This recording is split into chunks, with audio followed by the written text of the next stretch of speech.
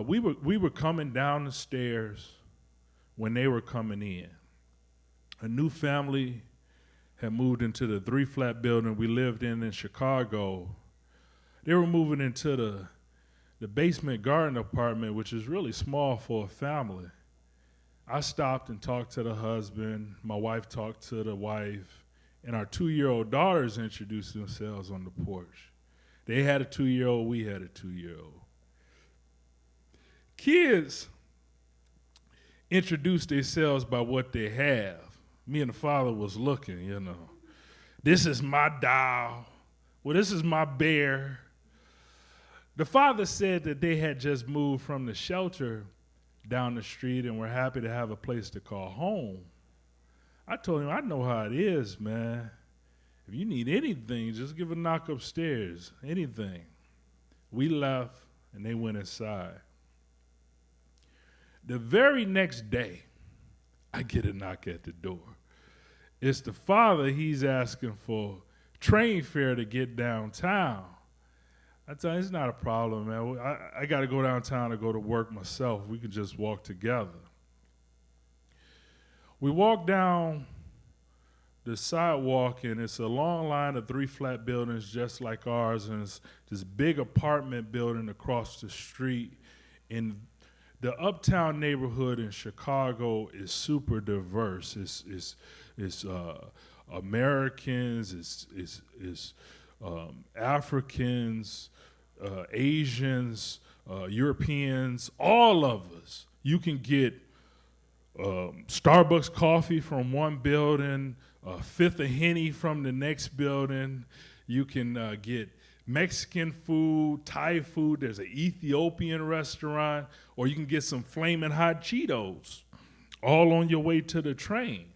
We live in the Starbucks area, you know. So the side we're walking on has this big, huge church with a shelter in the basement, and then it's the corner store. And guys hang out at the corner store. They sell drugs on the corner. There's been some shootings on the corner. I ignore the guys on the corner.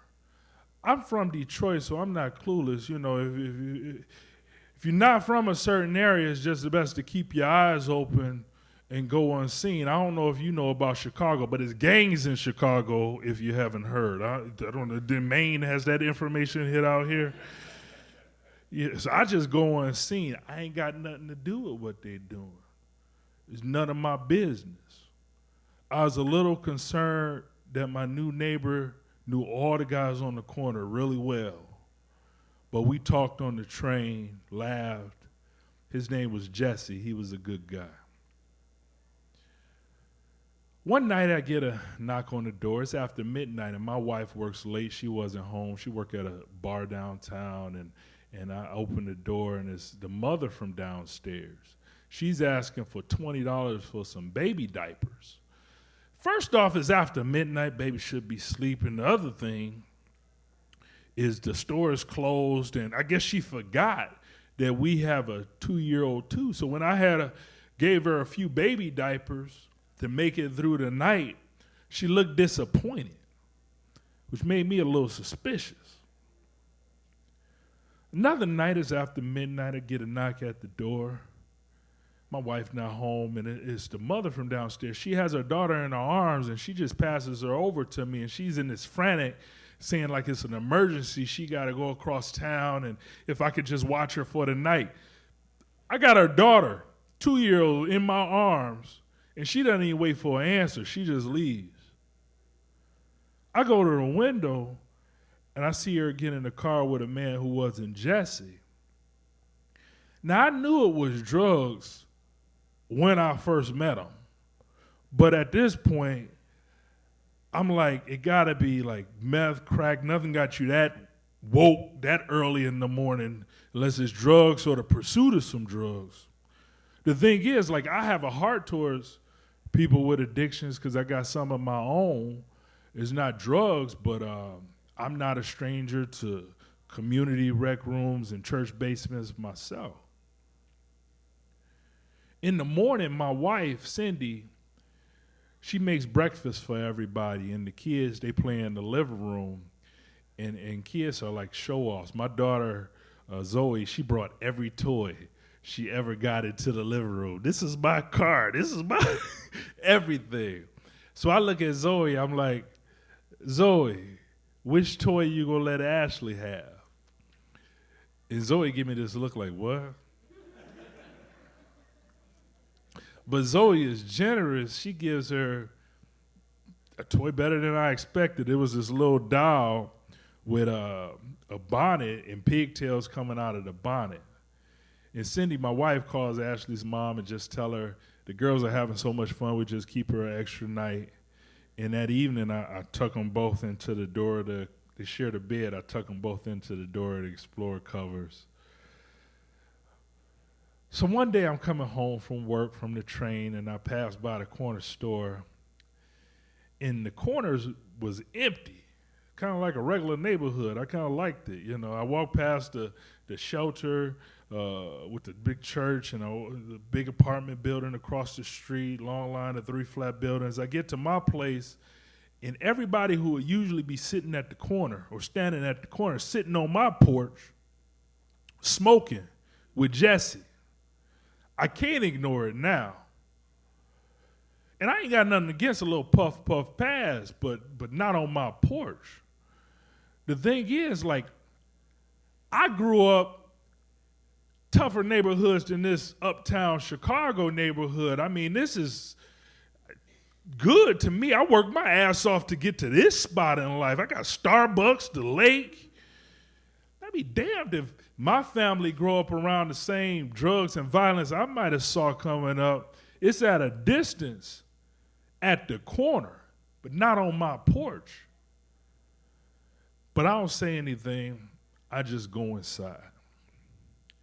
They had been smoking weed in the basement apartment. It was seeping up through the floorboards to our first floor apartment place. And my wife, Cindy, she isn't a quarter as passive as I am. She went downstairs, knocked on the door like the police. Y'all got to stop smoking down here. My daughter coughing upstairs. They went out to the porch.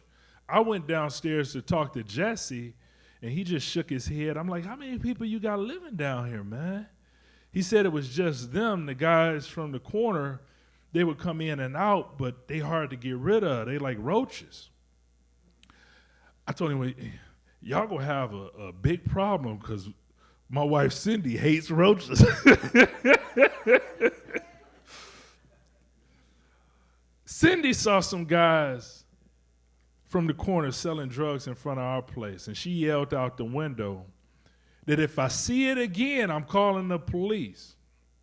She told me when I got home from work, I'm like, baby, you can't just go yelling out the window to a bunch of gang members and drug dealers that you gonna call the police. That ain't smart. If they get caught, who they gonna point to? You smarter than that, babe. But she was just frustrated. Cindy saw some guys selling drugs again, and she told me, forget that, I'm calling the police. And I stopped her. You don't call the police. I mean, I grew up Detroit in the 80s, crack era. You don't call the police. First, it's a distrust of the police doing something to actually help the situation. And the other thing is retaliation from the person you might be telling on. Snitches get stitches. But then I think of that little girl and all them men coming out of that tiny apartment and the dazed look on her face when I see her, or how when she stayed with us, she didn't really want to go home. I got to confront this way of thinking. I can't just continue to ignore it. So one night I get a knock at the door. It's late, and my wife wasn't home. She's at work, and I'm getting a little frustrated now. I come to the door. I'm all mad. I open the door like, what? You know, and it's the police. And they tell me to go back inside and lock the door. I can see them all in the little foyer in their vest and gear. One of the officers has a battering ram. I go back inside. I can hear him bust down the door, like boom. I hear scuffling and wrestling down below, the police yelling and cussing. I go in to check on my daughter because my wife wasn't home and she was still asleep. She didn't even know anything was going on. I can hear the guys from the corner downstairs yelling and screaming at the police, and then it just goes quiet. I go to the window and see if I can see what's happening, and I see the police are carting all the guys from the corner out to a wagon, and then I see the family, Jesse, his wife, and Ashley. One of the officers has Ashley. She's in his arms. She's in her pink pajamas against his dark blues and black, and she has that little doll that Zoe gave her with the pigtails and the bonnet. And I want to go out there and tell the officer that, hey, we can just keep Ashley until everything is taken care of.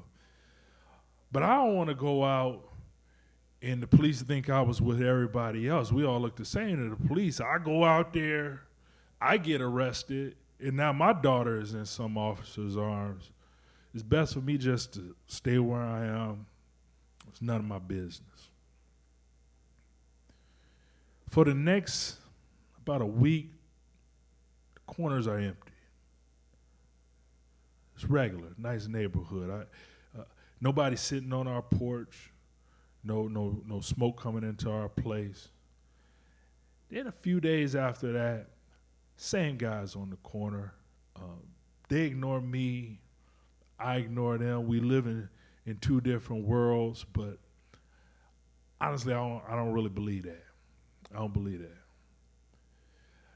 I get to my place, and I can hear downstairs, somebody's downstairs, and it's his landlord, and I go down there and see if he go discount my rent for all this shit we've been putting up with for the past. And when I get down there, I'm shocked to see the family, Jesse, his wife, and Ashley. Me and Jesse talk on the porch while our daughters play, and Jesse looks at me, and he says, you didn't have to call the police, man. I tell him I didn't. And I didn't. I don't call the police. As silly as that is, I don't call the police. I can't be a part of putting more people who look like me, men who look like me in jail. Silly as that might sound to somebody, I don't call the police. But I tell him I should have did something because you need help, man. He nodded. He said they had to leave. They hadn't paid rent for like a year. I asked him what he was going to do. He just shook his head. He didn't know. He asked if we can keep Ashley just till he got himself together. I wanted to say, yeah, but we can't just take their little girl. I mean, we struggling to make it ourselves. It don't work like that. He know that. We stood there on the porch and watched our little girls playing. I looked him in the eyes and I said, man, take care of that little girl. Whatever it takes. Whatever it takes, man. I gave him my number. I said, if you need anything, call me. Anything. Never heard from him again. Thank you.